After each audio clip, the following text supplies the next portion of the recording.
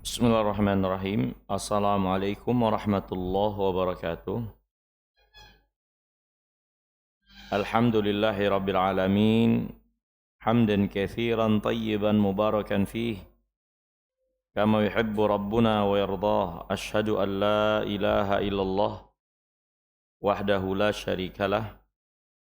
Wa ashhadu anna Muhammadan abduhu wa rasuluh la nabiyya ba'dah.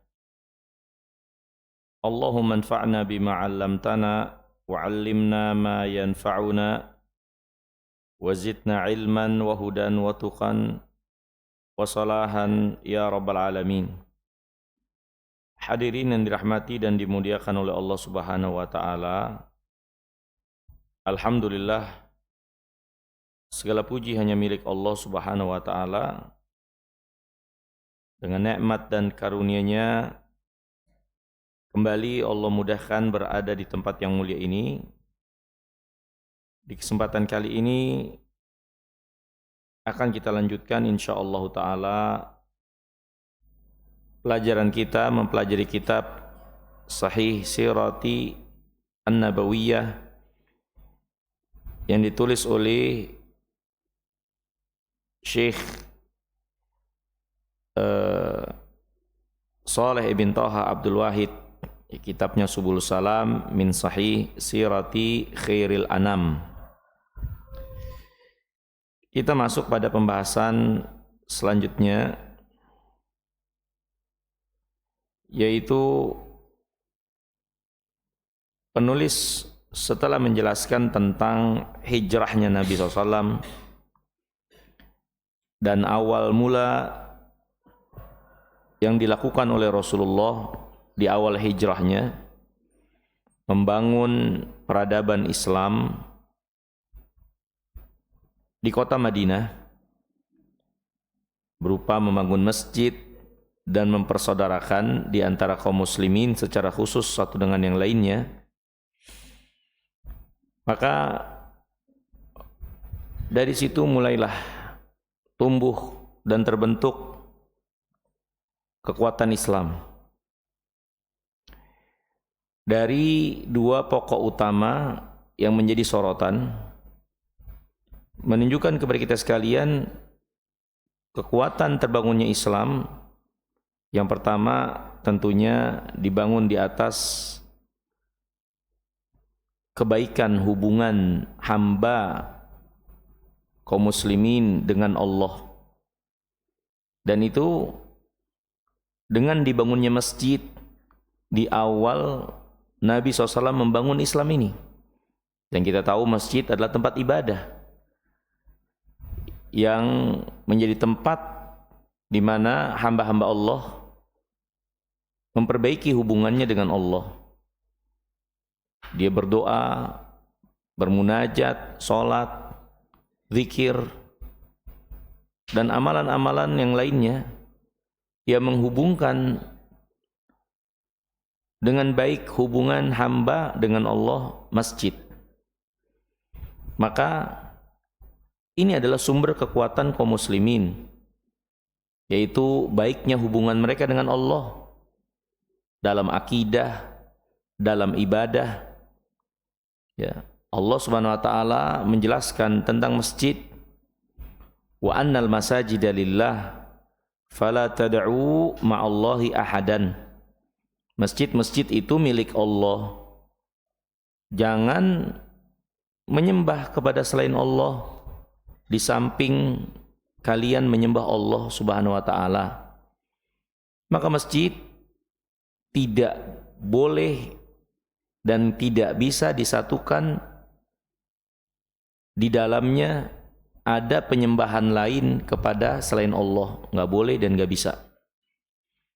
Karena masjid adalah tempat untuk mengesahkan Allah, untuk hanya meninggikan kalimat Allah, meninggikan Allah, kebesaran dan keagungannya.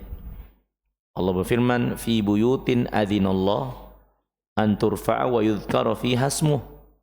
Di rumah-rumah, yaitu masjid yang Allah telah izinkan untuk ditinggikan dan diingat nama Allah. Ya, maka masjid ini adalah tempat yang menunjukkan bagaimana kaum muslimin memperbaiki hubungannya dengan Allah dalam tauhidnya, ya, kasih Pak, dalam akidahnya dan dalam ibadahnya tentunya, ya, kepada Allah Subhanahu wa taala. Maka kekuatan hubungan kaum muslimin dengan Allah, maka ini modal dasar membangun kekuatan Islam. Ya. Kalau kaum musliminnya jauh dari Allah, jauh dari agamanya, jauh dari akidah yang benar, jauh dari ibadah yang sebagaimana diperintahkan, maka mereka keadaannya sama dengan orang-orang kafirin, tidak jauh berbeda dengan orang-orang kafirin. Bagaimana Allah mau menolong kalau mereka akhirnya tidak jauh berbeda dengan mereka-mereka yang memusuhi Allah dalam kesyirikan, dalam tidak ibadah, dalam keberpalingan dari agamanya. Maka ini pokok utama yang membedakan kaum muslimin dengan orang-orang kafirin. Kebaikan hubungan mereka dengan Allah Rabbul Alamin sebagaimana mestinya, ya. Dan Nabi SAW membangun masjid di awal pertama kali dakwahnya untuk membangun kekuatan kaum muslimin. Kemudian yang kedua, pokok besar dari kekuatan kaum muslimin ada pada ikatan persaudaraan yang terjadi di antara mereka, yang Allah ikatkan dengan sebab keimanan, keislaman, ya. Bahkan Nabi SAW pun mengikatkan secara khusus pada satu keadaan di mana orang-orang yang tidak punya perbekalan hidup dipersaudarakan secara khusus dengan orang-orang yang memiliki kelebihan. Orang muhajirin diikat persaudaraan khusus dengan orang Ansor. Ya, maka ini menunjukkan suatu pokok dasar modal kekuatan besar kaum muslimin, yaitu persaudaraan di antara mereka satu dengan yang lainnya. Makanya Nabi SAW bangun itu di awal-awal dakwah beliau alaihi salatu wassalam. Persaudaraan di atas kebenaran, di atas Islam, di atas iman, persaudaraan yang dicintai oleh Allah Subhanahu wa taala dan Rasulnya, ya, alaihi salatu wassalam, ya. Nah, ini hadirin yang dirahmati dan dimuliakan Allah. Setelah terbangun kaum muslimin bermodalkan dua sumber besar kekuatan mereka di dalam membangun agama, kekuatan agama, ya, dan perjalanan peradaban mereka, maka selanjutnya barulah, ya, terjadi peperangan-peperangan yang Allah perintahkan, Allah syariatkan ketika Nabi telah hijrah. Perintah jihad datang kepada Nabi SAW setelah beliau hijrah. Setelah beliau Allah anugerahkan kekuatannya, ya, kemampuannya, ya, kemudian kesulitan kaum muslimin dan kekuatan akidah yang ada pada kaum muslimin, baru Allah SWT syariatkan jihad, perintahkan jihad, ya. Nah, ini hadirin yang dimuliakan Allah. Nah, begitulah membangun agama ini, ya, sampai akhirnya kaum muslimin, kalau kita cermati perjalanan Nabi SAW, sampai akhirnya Allah anugerahkan syariat jihad, maka yang dilakukan terlebih dahulu adalah membangun pondasi dan apa-apa yang menjadi kelengkapan bangunan agama ini. Dan puncaknya itu adalah jihad, ya. Puncaknya itu adalah jihad. Kalau kita lihat bagaimana Nabi SAW membangun agama ini, maka perjalanan beliau membangun pokok dasar terlebih dahulu, ya. Kemudian apa-apa yang menyempurnakan bangunan agama ini di tengah-tengah manusia dan masyarakat, kemudian puncaknya adalah syariat jihad, ya. Nabi SAW bersabda, Ra'sul amri al-Islam, ya, wa umuduhu as-salah, wa dhirwatu sanamihi al-jihad. Kata Nabi SAW, pokok segala urusan ini adalah Islam. Tiang-tiangnya adalah sholat. Puncaknya adalah jihad. Puncaknya adalah jihad. Maka hadirin yang dirahmati dan dimuliakan Allah,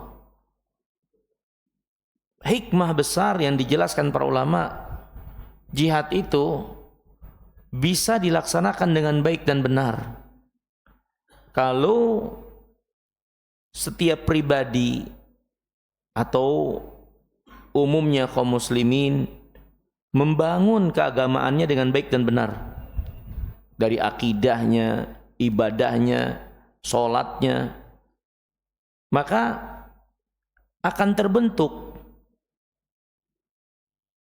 syariat jihad untuk bisa mereka laksanakan dengan syarat dan ketentuan yang telah cukup ada pada mereka. Ya. Nabi yang mulia alaihi wasallam bersabda, suatu keadaan kaum muslimin akan meninggalkan jihad. Itu keadaan di mana mereka tidak membangun pokok dasar agama mereka. Mereka tinggalkan agama mereka. Mereka tenggelam dengan dunia, akhirnya jihad mereka tinggalkan. Nabi SAW bersabda, "Idza tabaya'tum bil'ina wa akhadtum adnabal baqar wa raditum biz-zar' wa taraktumul jihad, sallallahu alaikum dhulla." Kalau kalian berjual beli dengan salah satu macam jual beli ribawiyah, kalian tenggelam dengan pertanian, peternakan kalian, ya, sibuk dengan dunia kalian, dan kalian tinggalkan jihad, maka Allah akan timpakan kepada kalian kehinaan. Ini hadirin yang dimuliakan Allah. Ya, ketika kaum muslimin tidak menghadap kepada agamanya dengan baik, maka agamanya akan dia tinggalkan. Di antara yang akan ditinggalkan adalah jihad. Ya. Maksudnya hadirin yang dirahmati dan dimuliakan Allah, kalau ingin tegak syariat jihad dengan ketentuan sebagaimana yang disyaratkan untuk dipenuhi dalam agama kita, maka bangun kaum muslimin, ya, dengan bangunan seperti yang Nabi SAW mulai dan bangun dengannya. Ya, kembalikan kaum muslimin kepada agamanya yang baik, akidah yang benar, ibadah yang benar. Maka ketika ini menjadi sesuatu yang sudah merata pada kaum muslimin, akan terbuka insyaallah ta'ala syariat jihad itu untuk dilaksanakan dengan benar sebagaimana mestinya, dan akan membawa kemuliaan kepada kaum muslimin. Tapi ketika kaum musliminnya sendiri jauh dari agamanya, tenggelam dengan dunianya, ya, maka jihad, ya, menjadi sesuatu yang memang sudah disyariatkan, tapi nggak akan bisa untuk dilaksanakan dengan baik oleh kaum muslimin. Karena dia adalah ujian yang berat, syariat yang mulia ini. Seorang yang tenggelam dengan kehidupan dunianya, tidak kokoh imannya, nggak akan dan sulit untuk bisa sabar di tengah pertempuran atau ketika disyariatkan pertempuran itu, jihad itu oleh Allah Subhanahu wa taala. Ya. Hadirin yang dirahmati dan dimuliakan Allah. Menarik buat kita pelajaran dari yang Allah kisahkan, kisah Talut, ya, Bani Israel, yang Allah angkat Talut menjadi pemimpin perang buat mereka karena mereka meminta kepada nabi mereka untuk diangkat pemimpin perang untuk mereka berperang. Jadi mereka minta, ayo dong kita perang, minta perang, memerangi musuh mereka karena mereka berada dalam keadaan tertindas dan banyak korban dari mereka. Akhirnya mereka minta kepada Nabi mereka untuk disyariatkan jihad. Nabi mereka mengingatkan, ya bisa jadi kalian nanti datang syariat jihad untuk melawan, kalian malah mundur ke belakang. Kemudian mereka mengungkapkan, nah, gimana kami mundur? Keadaan kami berada dalam keadaan tertindas. Ya, maka akhirnya Allah SWT syariatkan mereka jihad dan angkat Talut menjadi raja, memimpin mereka untuk melawan pasukan Jalut. Ya. Di tengah peperangan, sebelum perang itu berlangsung, Allah uji dengan ujian ketaatan,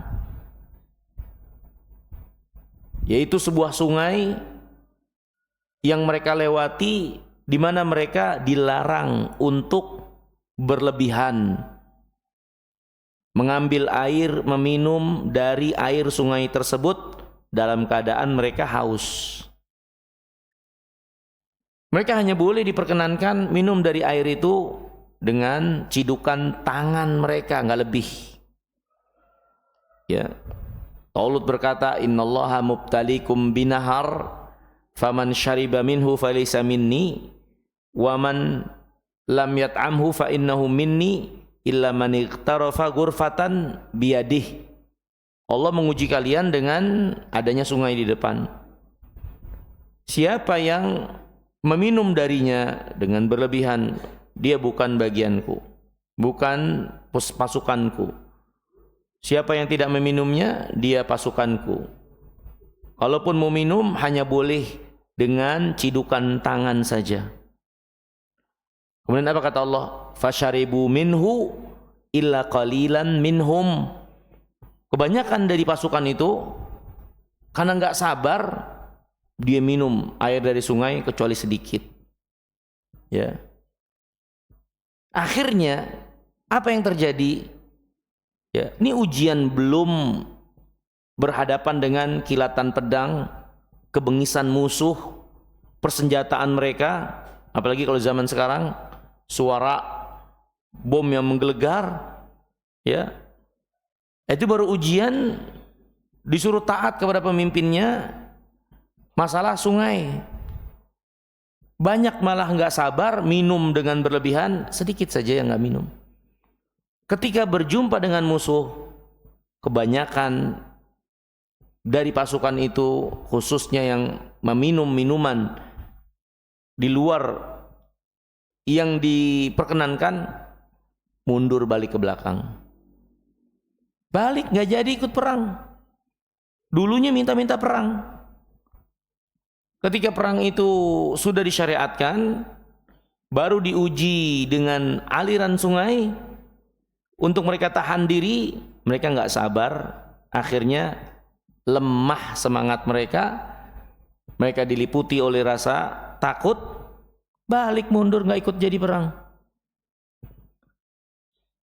Kalau bukan kekuatan iman yang kokoh, seorang sulit untuk bisa sabar di tengah medan peperangan. Dan iman yang kokoh ini hanya bisa terbangun dengan membangun baiknya hubungan dengan Allah Rabbul Alamin, dengan akidah yang benar, ibadah yang benar.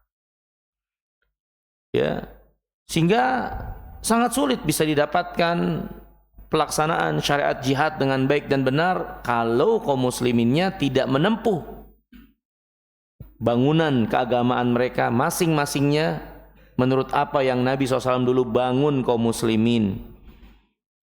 Karena akhirnya ketika pun jihad itu dipaksakan, dalam keadaan mereka lemah, akidah mereka, ibadah mereka, maka itu hanya lebih banyak membahayakan mereka daripada menguntungkannya.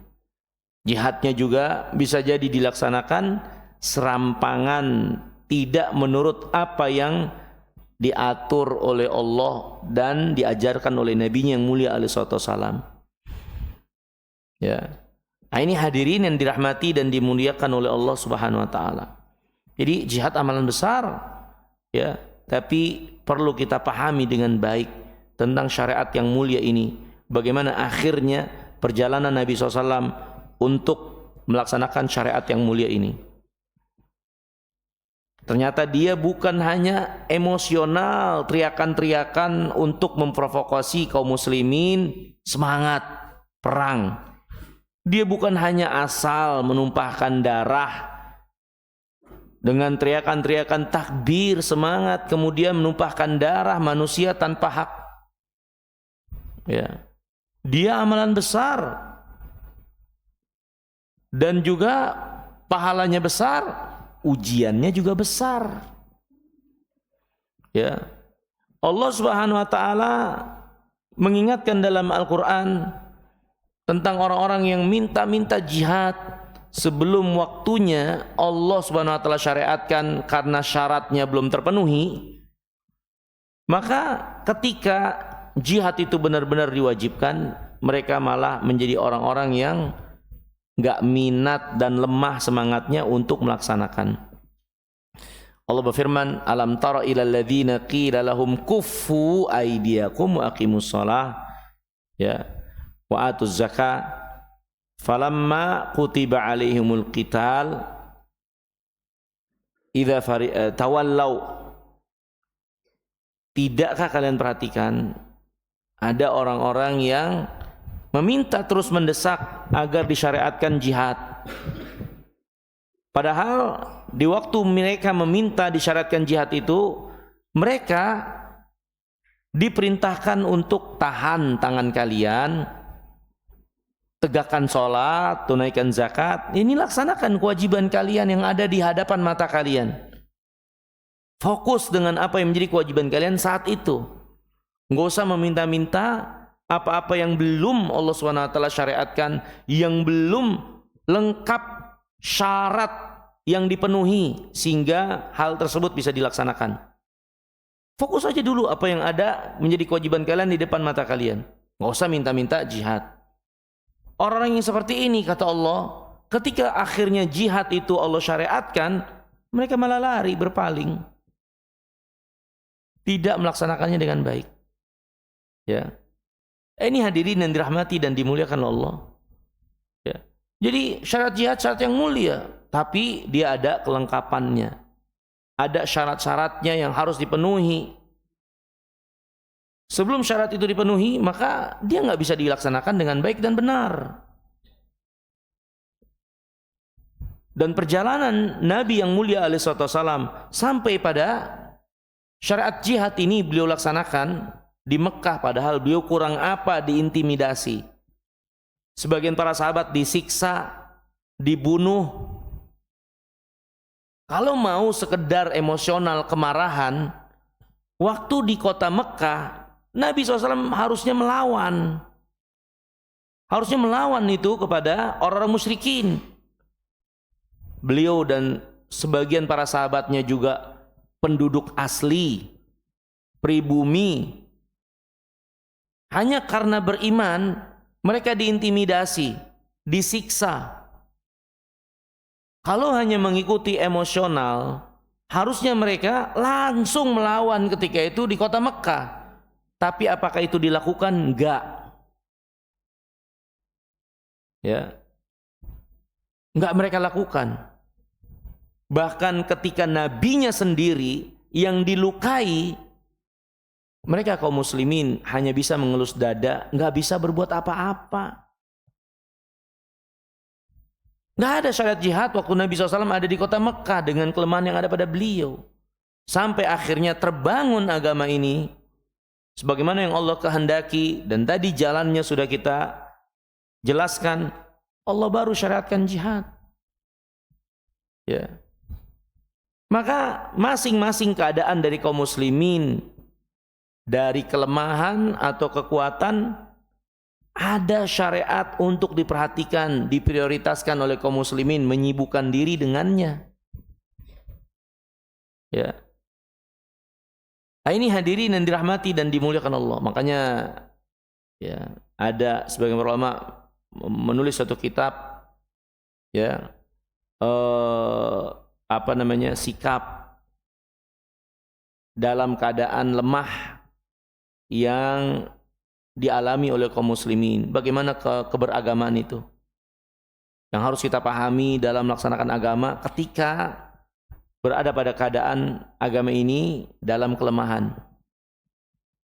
Ya. Apakah boleh kita membabi buta keresahan untuk kelemahan ini, untuk kita luapkan emosi, teriakan yang bisa kita teriakan, kemudian tumpahkan darah yang bisa kita tumpahkan? Apakah seperti itu beragama? Ternyata kalau kita amati yang dipraktekkan oleh Nabi SAW, tidak seperti itu. Justru mereka-mereka yang tidak mengindahkan apa-apa yang menjadi ketentuan syariat, mereka berada pada kelemahan dan keliru dalam pelaksanaan khususnya masalah jihad ini. Nah, penulis rahimahullah ta'ala ketika menjelaskan tentang perjalanan Nabi SAW, ya, setelah di kota Madinah, maka sebelum menjelaskan tentang perjalanan selanjutnya, penulis menjelaskan tentang masalah jihad. Dari adab-adabnya, keutamaannya, ya, dan beberapa ketentuan-ketentuan yang harus diperhatikan. Sebelum nanti beliau jelaskan tentang beberapa peperangan atau peperangan-peperangan yang terjadi bersama Nabi yang mulia alaihi wasallam. Ya.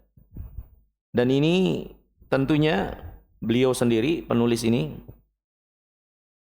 dulunya beliau tinggal di Yordan, dekat dengan negara-negara yang konflik seperti Suriah dulunya, Palestina tentunya, ya.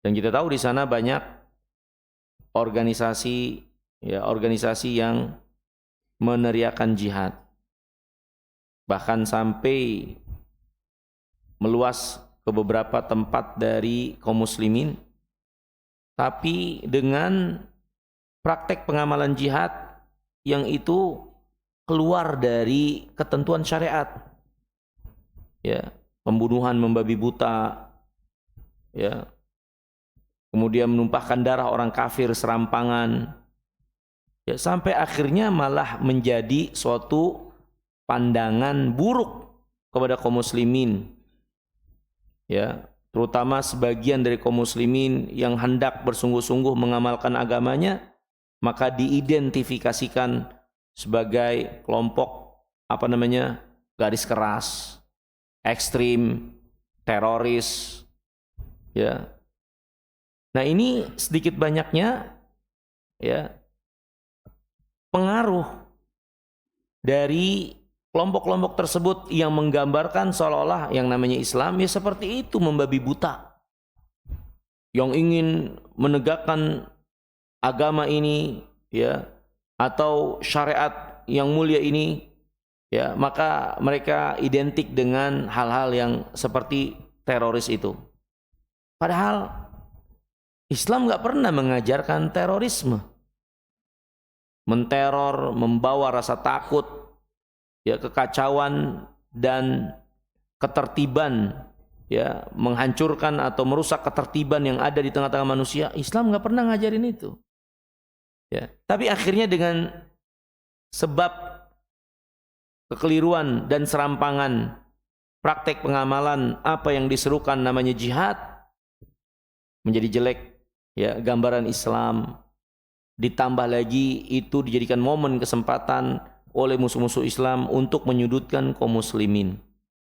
Nah, penulis sebelum menceritakan tentang jihadnya Nabi SAW, menjelaskan dulu tentang syariat jihad itu seperti apa tujuannya, apa hikmahnya, gimana ketentuan-ketentuannya, yang ternyata kalau kita amati dengan baik, ini adalah syariat yang tinggi dan mulia, bukan emosional untuk meluapkan kemarahan, ya, atau tanpa aturan dan perhitungan dan ketentuan yang tepat dalam pelaksanaan. Bukan seperti itu, sehingga akhirnya pelaksanaannya merusak keadaan lebih besar daripada memperbaiki.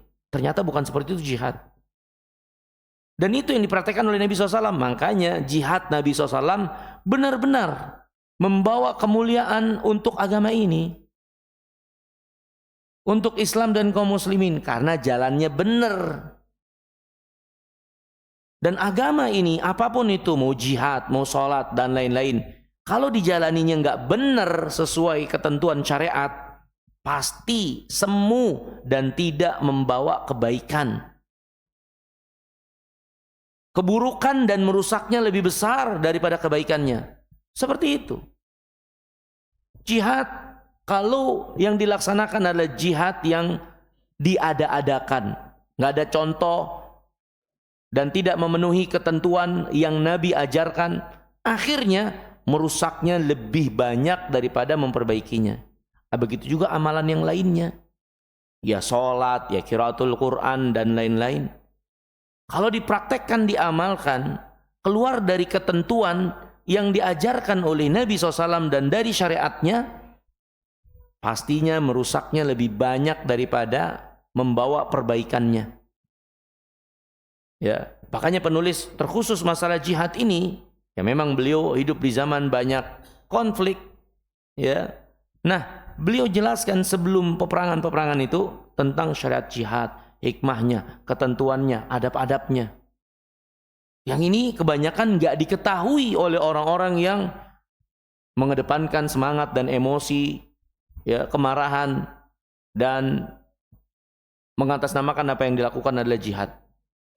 Ya, mari kita perhatikan penulis menjelaskan tentang di sini masyru'iyatul qital, disyariatkannya perang atau peperangan, ya. Hadirin yang dirahmati dan dimuliakan oleh Allah Subhanahu wa taala.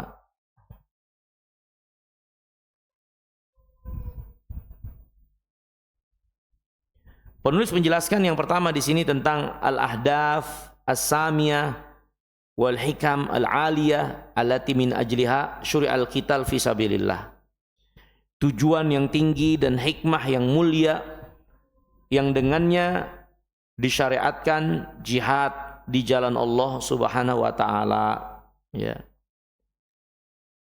Jadi disyariatkannya jihad itu untuk tujuan, ya, dan hikmah yang mulia sebagaimana yang datang keterangan dalam agama ini dari Alkitab dan Sunnah Nabi yang mulia alaihi salatu wassalam. Penulis menjelaskan di sini, Allah Subhanahu wa taala, ya, berfirman dalam Al-Qur'an, "Udzina lil ladzina yuqataluna bi annahum zulimu." Telah diizinkan kepada orang-orang yang diperangi kalau mereka adalah orang yang dizolimi, telah diizinkan mereka untuk melawan. Ayat ini turun, ya, ketika Nabi SAW sudah hijrah di kota Madinah sebagai orang-orang yang diusir dari kampung halamannya dan diperangi oleh orang musyrikin Makkah, maka Allah nyatakan telah diizinkan untuk melawan. Ya. Dalam ayat yang lain Allah Subhanahu wa taala juga memerintahkan syariat jihad ini. Wa qatilu fi sabilillahi alladhina yuqatilunakum wa la ta'tadu. Perangilah orang-orang yang memerangi kalian. Perangilah di jalan Allah orang-orang yang memerangi kalian dan jangan kalian melampaui batas. Jelas ini perintah Allah untuk berperang, jihad. Jadi jihad itu perintah Allah. Sama seperti salat dan yang lainnya. Ya, jadi dia adalah suatu kewajiban. Ya, hukum asalnya, ya.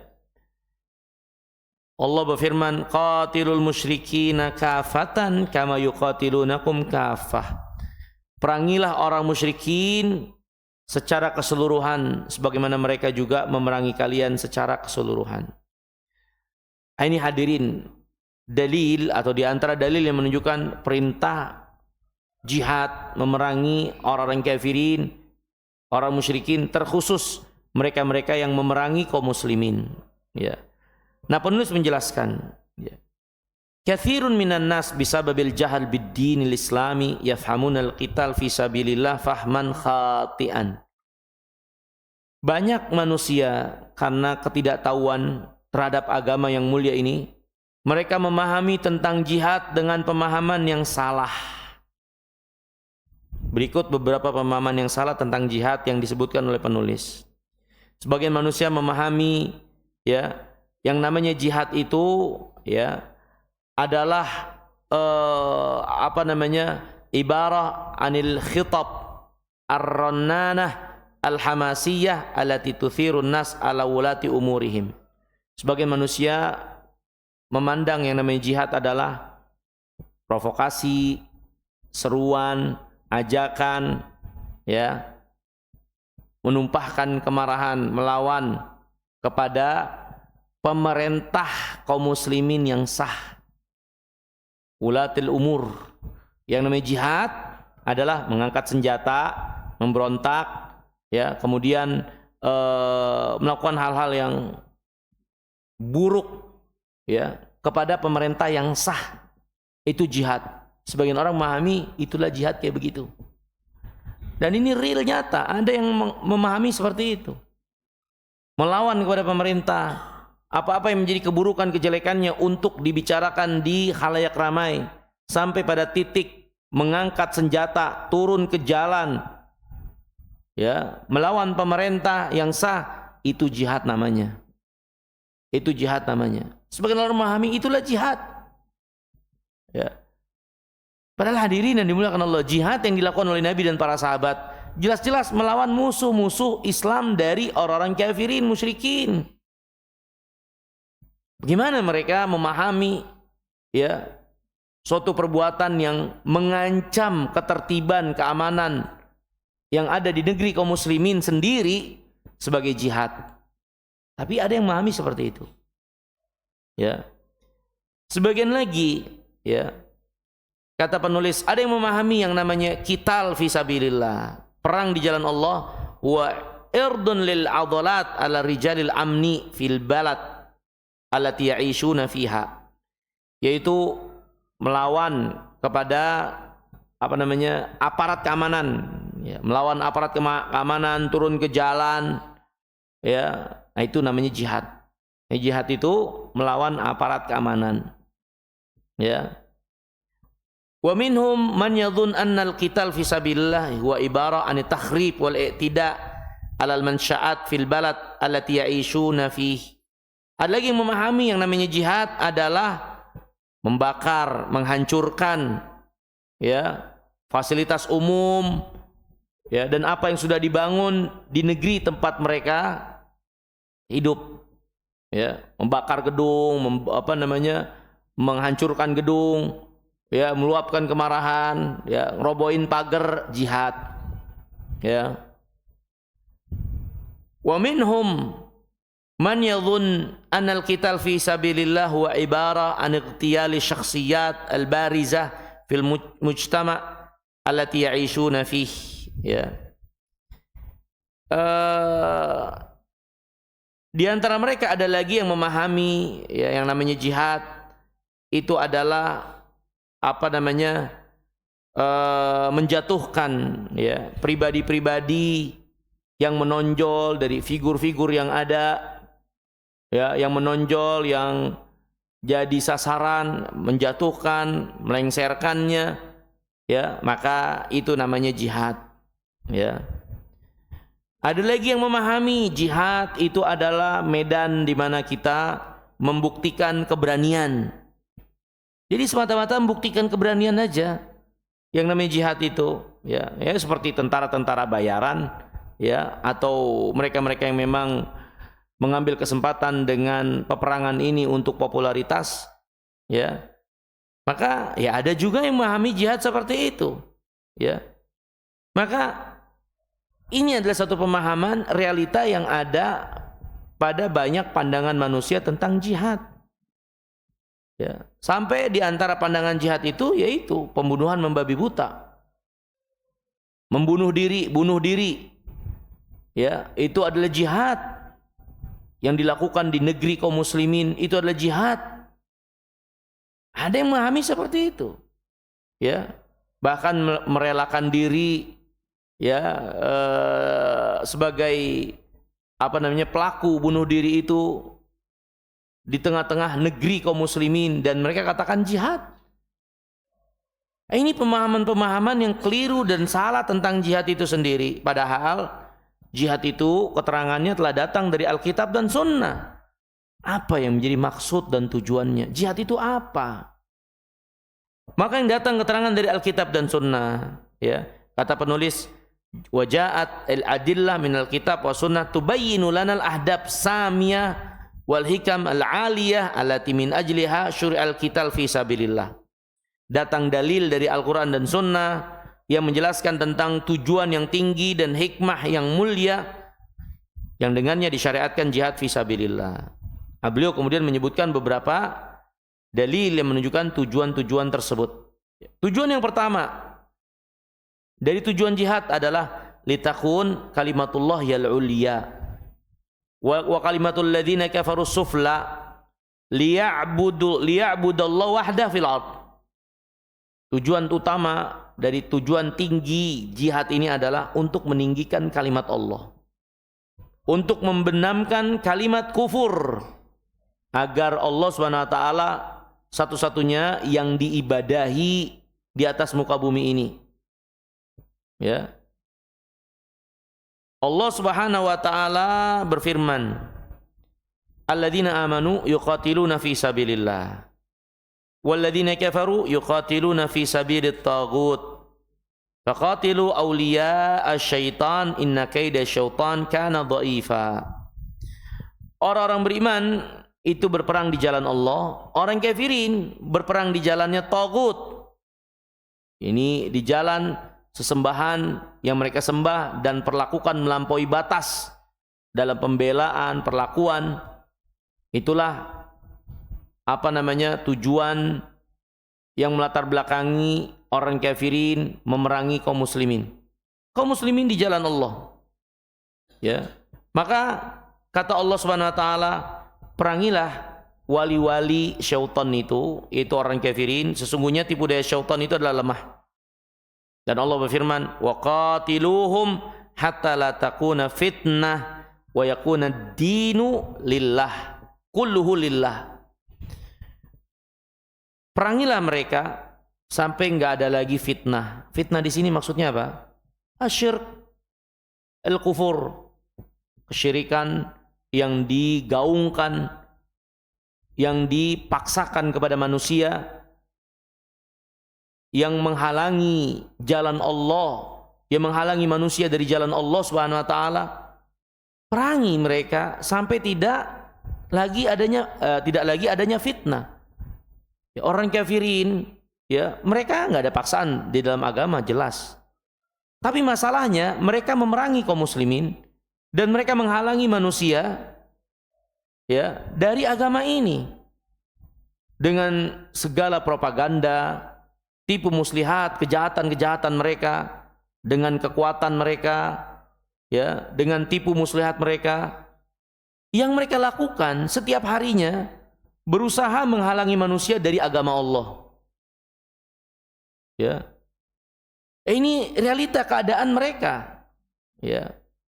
Hanya saja mungkin banyak dari manusia tidak melihatnya, tapi mereka lakukan itu.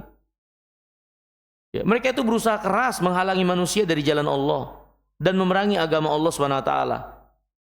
Baik dengan kekuatan, ya, ataupun dengan propaganda-propaganda. Ya, hadirin yang dimuliakan oleh Allah SWT. Allah berfirman dalam Al-Quran yang menjadi perjalanan orang kafirin dalam kehidupan mereka. Ketika mereka menyiksa orang beriman, ya karena orang beriman itu beriman. Apa kata Allah? Wa mana qaumu minhum illa an yu'minu billahil azizil hamid. Tidaklah orang kafirin menyiksa orang-orang beriman kecuali karena orang berimannya beriman kepada Allah Subhanahu wa taala.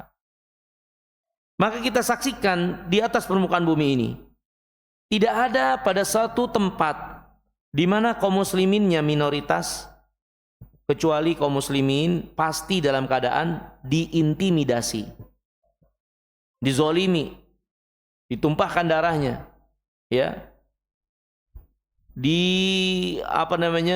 dizolimi haknya, ya, dimarginalkan. Itu realita. Ya, lihat beberapa keadaan di sebagian negara-negara yang kaum musliminnya minoritas. Gimana keadaan mereka? Hanya saja banyak yang disembunyikan. Yang lebih buruk dari itu ada. Dan itulah memang orang kafirin, perbuatan mereka. Hanya saja kita nih, alhamdulillah, mayoritas kaum muslimin, hatta orang kafirin berada pada keamanan di sini. Kita nggak melihat itu karena nggak menjadi keadaan kita. Tapi saudara-saudara kita yang berada dalam keadaan tertekan, minoritas, mereka benar-benar nampak jelas bagaimana mereka dihalangi dari beragama dengan leluasa. Ya, mereka nggak mengganggu yang lainnya, tapi mereka memang dihalangi untuk tidak benar dan tidak boleh untuk melaksanakannya. Ya, dan itu yang dilakukan oleh orang kafirin. Ya, ini hadirin yang dirahmati dan dimuliakan Allah. Nah, syariat jihad ini untuk menekan dan perlawanan terhadap orang kafirin yang menghalangi manusia dari jalan Allah. Untuk mereka tahan diri. Biarkan manusia dengan apa yang mereka yakini. Ya, jangan melampaui batas kepada orang-orang yang berbeda keyakinan dengan mereka. Dan ini hadirin yang dirahmati dan dimuliakan oleh Allah SWT. Allah berfirman, wa qatiluhum hatta la takuna fitnah. Ya. Sampai kalimat Allah SWT itu yang tinggi dan mulia. Ya, dan orang kafirin itu tidak menghalangi manusia dari jalan Allah Subhanahu wa taala. Nabi yang mulia alaihi wasallam bersabda, "Man qatala litakuna kalimatullahi al-ulya fa huwa fi sabilillah." Siapa yang berperang dengan tujuan agar kalimat Allah itu yang tinggi, maka itulah yang di jalan Allah Subhanahu wa taala. Ya. Ini hadirin yang dirahmati dan dimuliakan oleh Allah. Jadi dia bukan untuk kepentingan personal, bukan untuk kepentingan organisasi, bukan untuk kepentingan pribadi, tapi yang namanya perang itu untuk kepentingan apa? Agar kalimat Allah yang tinggi. Ya, urusannya adalah berpihak kepada Allah, membela agama Allah, memperjuangkan kebesaran, keagungan Allah, itu jihad. Ya. Bukan urusan duniawiyah, apalagi pribadi, warna kulit, bahasa, enggak. Bukan itu. Ya. Kemudian hadirin yang dirahmati dan dimuliakan Allah. Yang kedua di antara tujuan daripada jihad ini, raddu i'tida'il mu'tadin alladzina ya'taduna ala biladil muslimin. Jihad untuk menanggulangi, untuk menolak kejahatan, sikap melampaui batas orang-orang yang melampaui batas terhadap negeri kaum muslimin, terhadap kaum muslimin, terhadap kehormatan kaum muslimin, harta kaum muslimin. Itu diantara tujuan syariat jihad. Kaum muslimin yang dizolimi, yang tertindas, yang diambil tanah airnya, ya, yang dijajah, yang dihalangi dari jalan Allah Subhanahu wa taala, dirampas hartanya. Ya. Allah Subhanahu wa taala firman, "Ala tuqatiluna qauman nakathu aymanahum." Kenapa kalian tidak memerangi orang-orang yang melanggar perjanjian mereka sendiri itu? Wa hammu bi ikhrajir rasul, dan mereka bahkan ingin mengusir Rasul. Wa hum bada'ukum awwala marrah, dan juga padahal mereka yang memulai peperangan pertama kali kepada kalian. Kenapa kalian enggak perangi mereka? Ya, atakshawnahum, kalian takut sama mereka? Wallahu ahaqqu an takshaw. Allah yang lebih berhak untuk kalian takuti dari mereka. Kenapa kalian takuti mereka? Mereka sudah melanggar perjanjian. Mereka berusaha membunuh Rasul. Mereka berniat untuk mengusir kalian dan Rasul. Mereka telah melampaui batas sama kalian dan agama kalian. Kenapa kalian enggak memerangi mereka? Kalian takut sama mereka? Allah yang lebih berhak untuk kalian takut daripada mereka. Ini hadirin, di antara tujuan dari syariat jihad adalah untuk menolak, menahan permusuhan, kejahatan orang kafirin terhadap kaum muslimin. Sehingga orang kafirin enggak semena-mena dengan kaum muslimin. Ya. Terhadap orang lemah dari kaum muslimin yang mereka pikir bisa mereka permainkan, ya, dan perlakukan dengan semena-mena seperti itu. Nah, ini diantara tujuan daripada jihad itu. Kemudian yang ketiga kata penulis, irhabul kafirin wa idlaluhum hatta yu'tul jizya an yadin wa hum saghirun. Di antara tujuan syariat jihad adalah untuk shock terapi terhadap orang kafirin. Ya, untuk memupus keberanian mereka terhadap kaum muslimin, menghinakan mereka sehingga mereka tunduk kepada kaum muslimin dengan membayar jizyah, membayar pajak kepada kaum muslimin. Ya, jadi agar mereka nggak songong dengan kaum muslimin, kepada kaum muslimin. Ini diantara tujuan jihad. Ya, mereka-mereka yang sudah punya niat jahat kepada kaum muslimin akhirnya terbenam niat-niat itu, nggak berani mereka. Ya. Dan hadirin yang dimuliakan Allah, perhatikan di sini. Yang namanya keyakinan itu, keyakinan berbeda, ya, akan menimbulkan gesekan untuk saling benci. Mau nggak mau, suka atau tidak suka kayak begitu. Ya. Kita mengatakan orang dual Islam kafir kan? Ya mereka juga mengatakan kita kafir. Ini nggak bisa dipaksakan, ya itulah keyakinan. Itulah keyakinan. Mana ada mereka bilang kita ini orang beriman sama kayak mereka, masuk surga juga kayak mereka. Nggak ada kan? Ya kita juga sama seperti itu. Tinggal mana yang benar pembuktiannya. Kalau kita mah jelas. Dari wahyu Allah sendiri yang mengatakan. Kalau mereka kan rekayasa dan doktrin semata. Tapi pastinya sama, mereka pun mengatakan hal yang menunjukkan ya kita ini berbeda. Nah, kita pun sama. Ya. Jadi hadirin yang dirahmati dan dimuliakan oleh Allah SWT, hal yang seperti ini nggak mungkin bisa ketemu. Ya, dan mereka pasti dengan apa yang mereka bangun dari kejelekan-kejelekan berusaha bagaimana narik orang untuk ikut mereka. Baik dengan kekuatan, propaganda, itu pasti mereka lakukan. Mereka bakal memerangi orang-orang yang berbeda keyakinannya dengan mereka. Kalau kaum muslimin nggak sadar juga dengan keadaan ini dan mereka terbuai dengan seruan semua agama sama, kita toleransi yang kebablasan seperti itu, ya akhirnya mereka semakin menjadi-jadi. Ya, kita terus terbuai kalau mereka adalah saudara dan seterusnya. Padahal mereka setiap harinya berusaha merencanakan kejahatan bagaimana untuk menjatuhkan kaum muslimin. Maka ketika jihad ini dilaksanakan dengan baik dan benar oleh memimpin kaum muslimin, pemerintah kaum muslimin, itu sedikit banyaknya membawa rasa takut kepada orang kafirin. Keseganan mereka nggak berani macam-macam kepada kaum muslimin. Sehingga akhirnya kaum muslimin bisa lega dalam beragama. Ya. Sehingga manusia juga tertahan dari kejahatan mereka. Ini tujuan daripada jihad. Ya, bukan semata-mata mengangkat senjata, ya, unjuk gigi, kebolehan tentang keberanian, enggak. Ya. Allah Subhanahu wa taala berfirman, ya. Qatilul ladzina la yu'minuna billahi wala bil yaumil akhir wala yuharrimuna ma harramallahu wa rasuluhu wala yadinuna dinal haq minal ladzina utul kitab hatta yu'tul jizyata an yadin wa hum saghirun.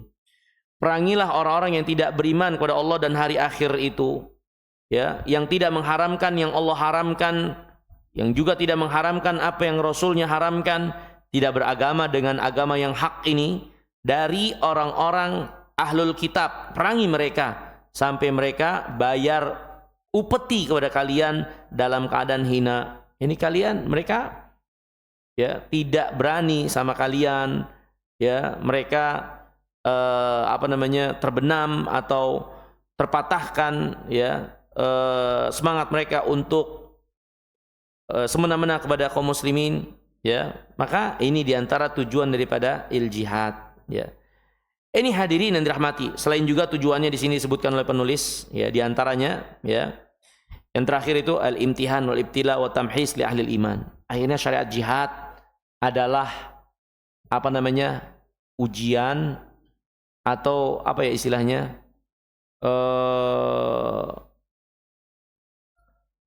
ya ujian yang dengannya jadi teruji siapa yang benar-benar beriman, siapa yang sebetulnya nggak beriman.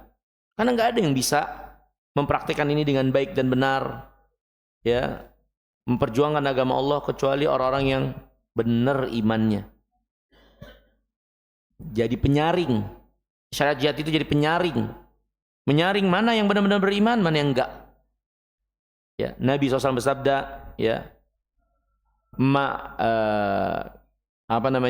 man lam yagzu wa lam yuhdith nafsahu bil ghazwi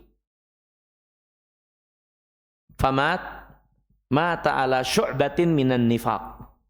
Kata Nabi SAW, siapa yang belum pernah perang di jalan Allah dan belum pernah terbesit ada keinginan untuk perang ketika kesempatan itu terbuka atau ada atau terpenuhi syaratnya, gak pernah terbesit juga untuk itu, membela agama Allah, terus dia mati, maka dia mati di salah satu cabang dari kemunafikan.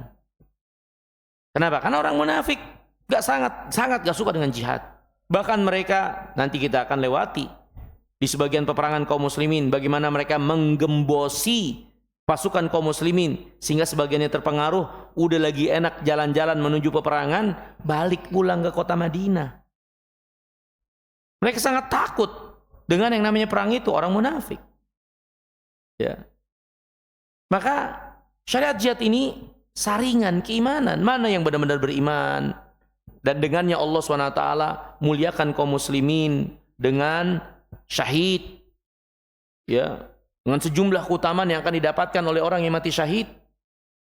Ya, satu keutamaan besar yang Allah inginkan kebaikan bagi kaum muslimin dengan syariat jihad ini. Nah, itu diantara hikmahnya juga. Ya, walhalah ini hadirin yang dirahmati dan dimuliakan Allah, mungkin yang bisa kita pelajari di kesempatan pagi hari yang mulia ini. Ya, baru sampai tujuan, ya, dari tujuan-tujuan jihad yang datang keterangan dari Alkitab dan Sunnah. Yang dari ini dapat kita ketahui jelas bagaimana jihad itu bukan, ya, hanya sekedar meluapkan emosi, menumpahkan darah, membabi buta tanpa perhitungan dan gak jelas seperti itu. Bukan jihad. Yang malah menjadikan gambaran buruk untuk agama Allah. Yang malah membuat atau menjadi senjata dan celah musuh-musuh Islam ini untuk menyudutkan Islam, menyudutkan kaum muslimin dengan praktek jihad yang serampangan. Karena jihad itu benar-benar untuk meninggikan kalimat Allah Subhanahu wa taala. Bukan malah jadi memperburuk apa yang menjadi pandangan manusia, mereka punya celah untuk menyudutkan kaum muslimin. Ya, dan tadi sudah disebutkan beberapa pemahaman yang keliru tentang jihad itu. Ya. Nah, di kesempatan yang akan datang insyaallah taala kita akan jelaskan tentang adab-adab jihad yang diajarkan oleh agama kita. Ya, dan pembagian jihad itu sendiri. Ya. Dan syarat-syarat tegaknya jihad. Maka sebagaimana yang sering kita singgung, jihad sama kayak sholat, ada syarat-syaratnya untuk dipenuhi. Kalau belum waktunya dilaksanakan, ya nggak sah dan pastinya nggak benar pelaksanaannya. Ya, sholat diantara syaratnya adalah masuknya waktu sholat. Ada seorang karena sangat ingin terburu-buru, ya, buru-buru sholat, ingin cepat-cepat melaksanakan karena sholat ini perkara yang mulia, ya, keutamaannya besar, ya. Kemudian untuk sholat zuhur dia sholat jam 11, belum masuk waktunya. Apakah sholatnya sah? Ya nggak sah. Diterima? Ya nggak diterima. Kenapa? Ya syaratnya nggak terpenuhi. Jihad juga demikian. Ada syarat, ada ketentuannya. Nggak bisa serampangan hanya modal teriakan-teriakan untuk meluapkan emosi dan kemarahan. Nggak bisa seperti itu. Ya. Nah, ini hadirin yang dimuliakan Allah. Makanya perlu untuk dipelajari dan dikenali dengan baik secara menyeluruh tentang syariat yang mulia ini. Ya, nah nanti dapat kita pahami, ya, bagaimana praktek jihad pada zaman Nabi SAW yang benar-benar membawa kebaikan buat Islam dan kaum muslimin. Sampai akhirnya Allah Subhanahu wa taala mewafatkan nabinya yang mulia alaihi wasallam dalam keadaan Islam itu benar-benar menjadi satu agama yang diperhitungkan oleh dunia, oleh negara adidaya. Ya. Nah, ini insyaallah taala di kesempatan yang akan datang, ya, kita akan lanjutkan lagi. Mungkin ini dulu yang bisa kita pelajari, kurang lebihnya Saya mohon maaf, semoga yang sedikit ini bermanfaat. Semoga Allah Subhanahu wa taala merahmati dan memberkahi kita sekalian. Aqulu qauli hadza wa astaghfirullah li wa lakum wa akhiru da'wana anil hamdulillahi rabbil alamin. Wassalamualaikum warahmatullahi wabarakatuh.